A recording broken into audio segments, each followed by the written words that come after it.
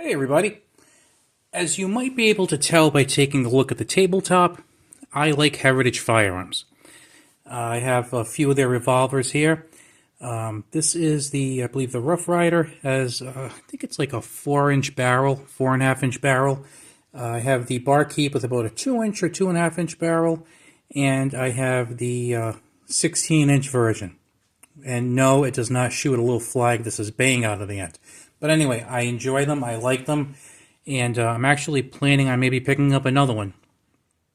And whenever I go to gun shops, and I always keep my eyes open because if I see a good deal, I would pick up another length or another handle combination. I just really enjoy them. And besides really enjoying them, because you can actually do quite a bit with them as far as different calibers you can shoot. 22 short, long rifle, 22 BB. I put a 22 mag cylinder in. They're just a lot of fun, but they were great value for the money. And that's really, I think, the biggest thing about Heritage. You know, some people might say, "Oh, those aren't as good as a Ruger single six."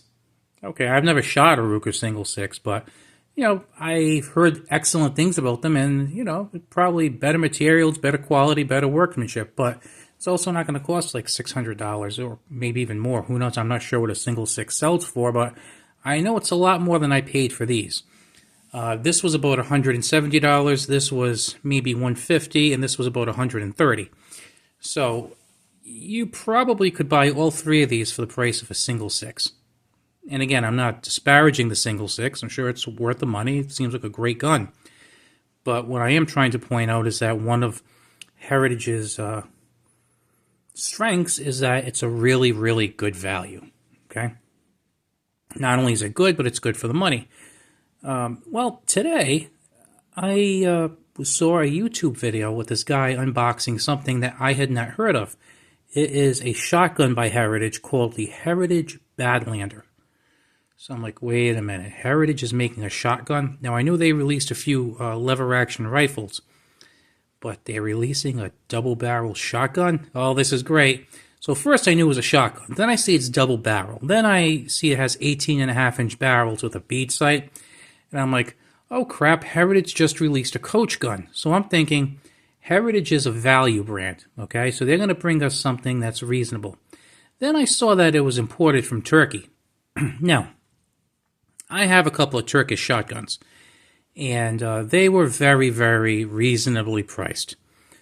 Some of them were under $200 for a single shot. Actually, they were closer to $100 than $200 for a single shot, and guess what? They function just fine. I mean, it's not like it's something that you could really mess up easily, like like a semi-automatic or something. It's just a simple break-action single shot, tried and true. You got to really try hard to screw that up. So I see that they're making this double-barrel shotgun. I got excited, and I'm like, okay, I got to buy this because double-barrel's cool. I like the old style, and 18.5 inches. I don't have a coach gun, darn it. I want one. Well, anyway, I see the review on it, and it looks like it's something that I would like. But I don't know how much it costs. The guy in the video didn't mention it. So I start Googling, and I find out that the MSRP for this Heritage double-barrel shotgun is $895. Yes, $895 for a Heritage. Now, Stogers, from what I understand, are about $500 or so.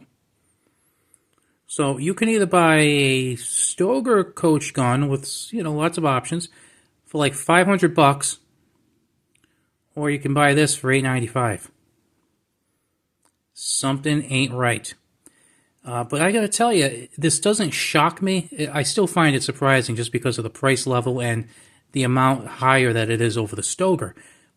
But it really shouldn't surprise me too much because if you remember, when they came out with their lever actions, I was excited about the lever action rifles.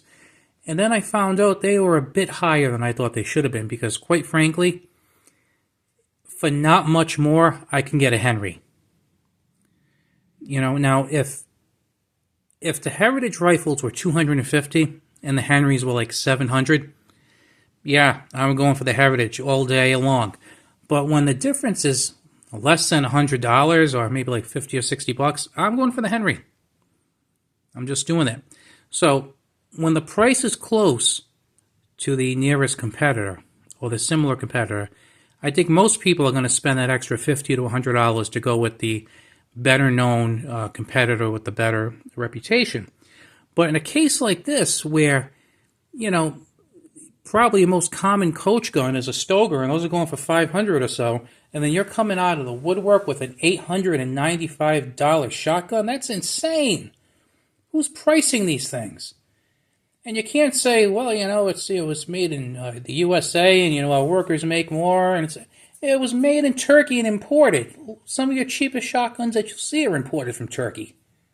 And again, some of them are just fine, but it was freaking imported from Turkey. I would love to know what they're paying to import these things. Like I said, I would buy one if I saw it on like a used gun rack for like a lot less. It's just insane.